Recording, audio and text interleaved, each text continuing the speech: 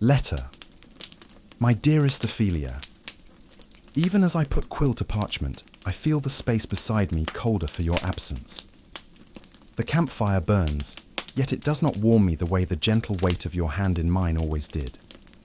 Tonight, for the first time in many seasons, I lay my head not beneath our thatched roof, but beneath a sky brimming with restless stars. They scatter themselves across the heavens like embers from your hearth. Beautiful, but too far from me to offer comfort.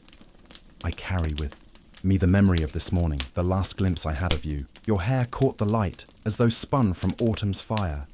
Your eyes filled with strength you lent to me when my own faltered. You smiled, though I saw the tremor you tried to hide. Oh, Ophelia, I wanted nothing more than to remain by your side, tending the garden, listening to your laughter as you mixed herbs at your table. Yet you asked this of me, not for yourself, but for Liore, and for those souls who deserve to cross the veil in peace. And because it was your wish, it became my oath. The road today was kind to me. The forest lingered at my heels as though reluctant to release me, and the air still carried the scent of cedar and moss, like your hair after the rain. I saw a doe and her fawn drinking from the stream near dusk. I thought of you then. How often I found you bent over the wounded, your touch as soft as the stream's ripple, your voice gentling even the fiercest pain. I pray to Liore that she guard you as you guard others, while I walk the miles between us. Though my body is weary, my thoughts circle endlessly back to you. I wonder if you have eaten, if you have slept, if you have smiled at all since I left.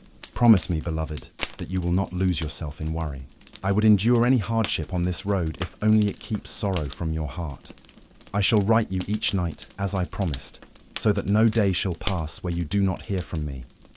These letters are the threads that bind me to you until I can return and place my hand in yours once more. Keep them close, and when the nights grow long, let them serve as my voice in the silence. Until the day Liore grants me safe return, know that you are my first thought at dawn, my last prayer at dusk, and every breath between. Yours, always and beyond. Icarus. Letter 2.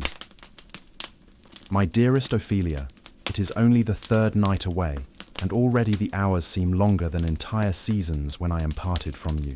Each mile I walk carries me farther from the sound of your voice, yet in some way closer too, for I imagine with every step that you walk beside me. I picture your hand upon my arm, steadying me, guiding me through these strange paths as surely as your wisdom has always guided my life. The countryside here is fair, though its beauty pales before even a single glance from you.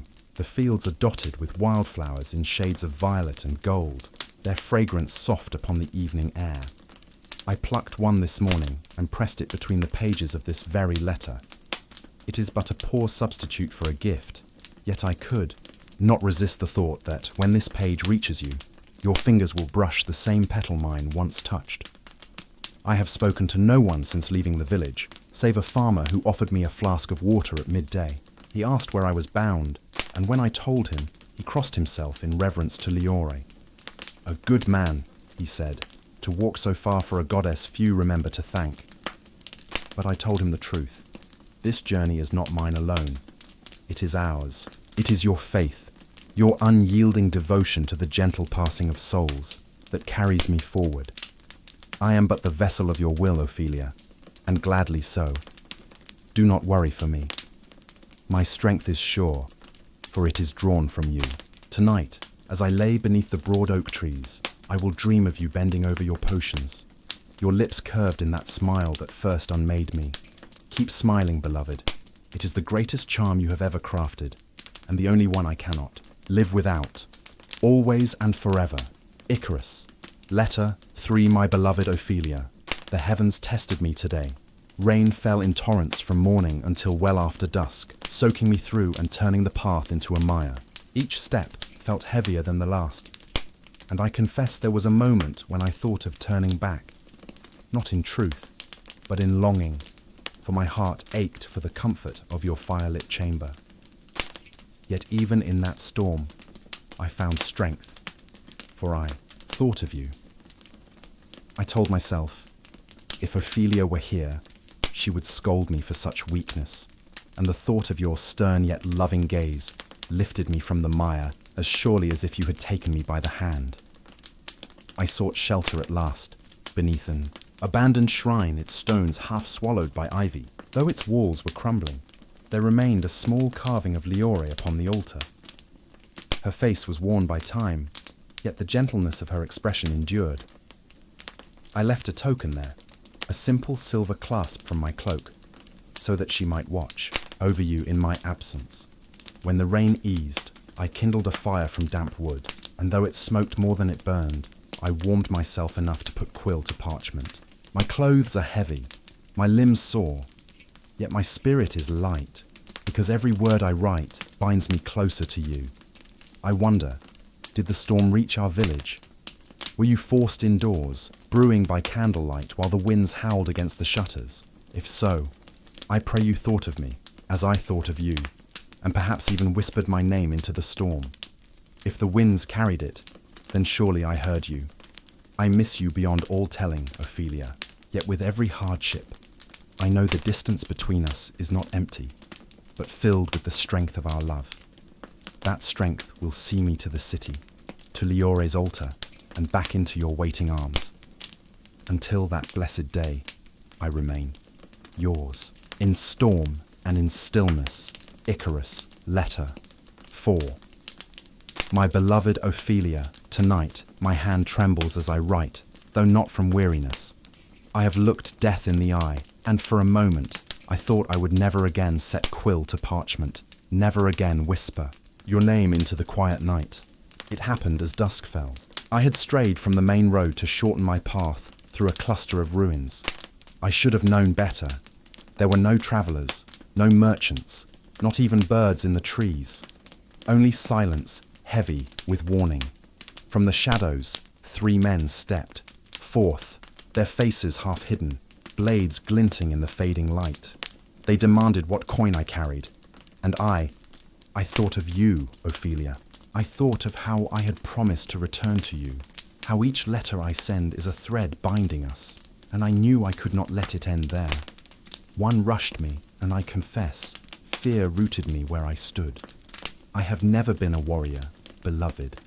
You know this well. My hands are meant for the bow and the plough, not the sword. But in that moment, something stirred within me, something fierce and bright. It was as though the air itself thickened with light, and my veins burned with a fire not my own. I moved, not with skill, but with certainty, as though guided. Their blades struck, yet I was not cut. My own hand struck out, and they fell back as if some unseen force hurled them away. When the last of them fled into the trees, I sank to my knees, gasping, trembling, unable to understand. My body was unmarked, though I should have been cut down. I can only believe, Ophelia, that Leore herself reached across the veil and granted me strength enough to survive. Perhaps she knew my task was not yet done. Perhaps she remembered it was you who set me upon this path, you who serve her daily with your healing hands. I do not pretend to know the truth of what happened, but I swear this. From this night forth, I will carry not only my love for you, but the certainty that Leore walks beside me. If she wills me to reach her temple, then nothing shall turn me aside, not blade, not storm, not shadow. Still, my heart shakes, for I saw how near I came to never seeing you again. Hold me in your thoughts tonight, beloved, as I hold you in mine. Let that love be the shield that no thief, no blade, no darkness can pierce. Always yours, Icarus. Letter 5. My dearest Ophelia. Tonight, the road is still. The fire burns low, and for the first time since the night of shadows, I feel calm enough to breathe without weight upon my chest. The scars of that encounter remain, though none upon my body, only upon my thoughts. I cannot help but replay it again and again, the gleam of steel, the certainty of death, and then the impossible strength that rose within me. It lingers yet, like a song I half remember but cannot forget. Since that night, I have begun to pray. Strange, is it not? You know well that I was never a man of temples or incense, never one to kneel save in jest when I asked for your hand. Yet now, each dawn and dusk, I find myself whispering to Liore. At first my words were clumsy, little more than gratitude for my survival. But each time I bow my head, the prayer feels less like borrowed words and more like my own. Could it be, Ophelia, that Liore has set her gaze upon me? I who once thought myself nothing more than a husband, a traveller, a bearer of your hope, could I now be something more? I do not say this with pride, but with awe. The thought of being called to her service shakes me to the bone. To think of myself as a cleric, a vessel of her peace, seems beyond imagining. Yet the path before me grows clearer with each step. Perhaps this quest you set upon my shoulders was not only to honour Liore, but to awaken something long hidden in me. Still, my heart belongs to you above all. Whatever else I may become, I am first and always yours. It is your faith, your unwavering devotion that kindled this spark in me. If I have been chosen, it is because you opened the way. You are the truest servant of Liore, though you wear no mantle nor title but healer. Do not worry, beloved. I am safe tonight. I sit beneath a great elm, its branches sheltering me from the night's chill, and I imagine it is your embrace. I dream of the day when I may return, not only as your husband, but perhaps as a man reborn in the goddess's light. Until then, I will write you each night, binding my heart to yours across the miles and lifting both our names in prayer. Forever and unshakably yours, Icarus. Letter 6. My dearest Ophelia, tonight I do not sit alone by my fire. Instead, I write to you by the light of a camp shared with others, new companions, though I'm not yet sure what to make of them. Earlier today, I passed through a small town called Greenhollow, little more than a cluster of cottages around a stone well. I intended only to buy bread and salt, perhaps a patch for my worn cloak, but fate had other plans. There, at the inn, I met a band of adventurers bound in the same direction as I. A dwarf, whose laughter rattles the rafters, a half-elf archer with eyes sharp as his arrows, and a human swordsman whose armour still bears the dents of a dozen battles. They told me they journeyed to confront a creature troubling the farmlands along our shared road. At first, I thought to wish them well and continue alone, but when they heard I was travelling the same way, they offered me a place among them. Safety. In numbers, said the swordsman with a grin, and another strong back never hurts. In return, they asked only that I lend what aid I can in their hunt. I confessed I am no warrior, but they seemed glad enough of another bow, and perhaps of another hand to share watch in the long hours of night. I accepted Ophelia, not for lack of faith in my own strength, but because I thought of you. If danger lies on this path, then perhaps it is better I do not walk it alone. And, truth be told, after so many days of speaking only to the trees and to you through these letters, it is strange and almost pleasant to hear voices around me again.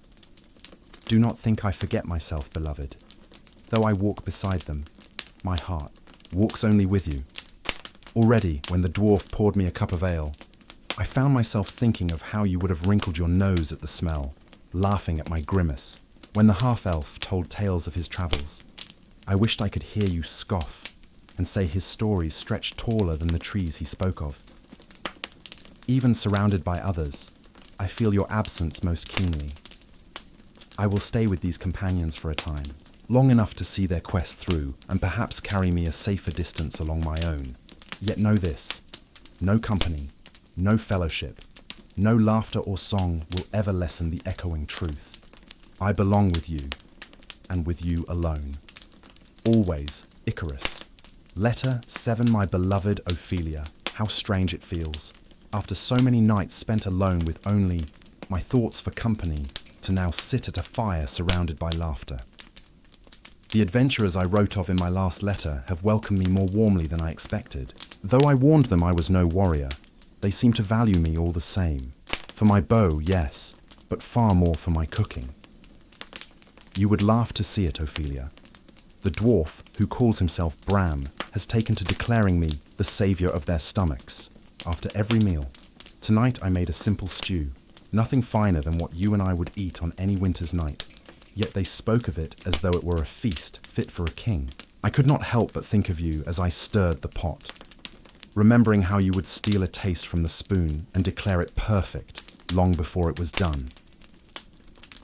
There is a joy in feeding them, one that reminds me of the evenings we spent back in the village when the young ones would gather at our table after lessons.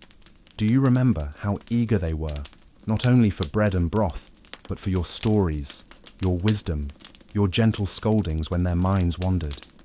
Watching these companions, still so young, though they carry steel and scars, I feel that same quiet guardianship stir within me.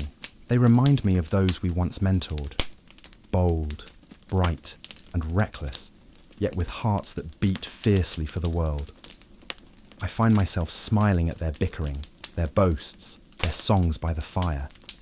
For a time, I forget the weight of my quest and feel as though I sit once more in the village square, listening to our own youths dream aloud of adventures they did not yet understand. But always, beloved, my thoughts circle back to you. It is your laughter I long to hear, your hand I long to feel brush mine as you taste the stew, your eyes that I ache to see shining across the firelight. Do not think me unfaithful to my solitude. These companions are pleasant, but they are not you. They are a reminder only, a mirror of the lives we touched together, the family we made of our little village. I will journey with them while the road allows, but my heart remains fixed on you, as steady and unshaken as the stars that burn above us. Yours, in every firelit moment, Icarus, letter. 8, my dearest Ophelia. I hardly know how to begin this letter, for my hand is still unsteady, my thoughts still clouded. What I write now is told to me as much as remembered, for there are pieces of this day that belong more to dream than waking. At last, we faced the creature my companions sought. It was no ordinary beast, beloved. It was a horror twisted by shadow, great as a stag, yet bearing claws like a bear's, and eyes that burned with sickly green fire. Its hide was thick as stone, its roar enough to shake the marrow in my bones. Together we stood against it, Bram with his axe, the half-elf Luke loosing arrow after arrow, Garin with sword and shield raised high. I, too, loosed my bow, though each shaft that struck seemed only to anger the beast further. The battle turned grim. For every strike we landed, it answered with 2.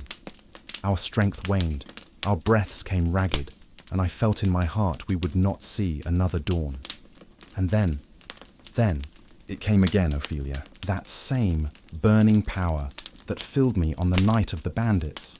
Only now it was greater, fiercer, overwhelming. My body was no longer my own.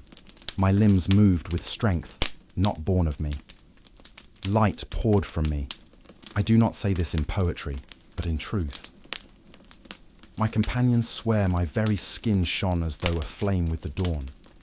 I remember a cry tearing from my throat, though whether of fear or triumph I cannot say.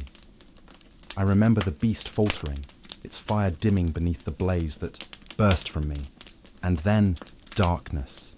When next I woke, I was not beneath trees or stars, but upon a cart, my companions riding beside me.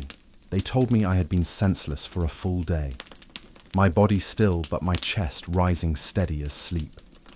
The beast, they said, lay slain by the force that erupted from me, not by blade, nor arrow, nor spell, but by me, by whatever power Liore has, kindled in my unworthy form. Ophelia, I am afraid, and yet I am awed. Twice now she has saved me, and twice through me she has wrought protection for others. I do not understand it, yet I cannot deny it. My companions look at me now with a reverence I do not deserve. I wish you were here, my love, for only you could set my heart at ease.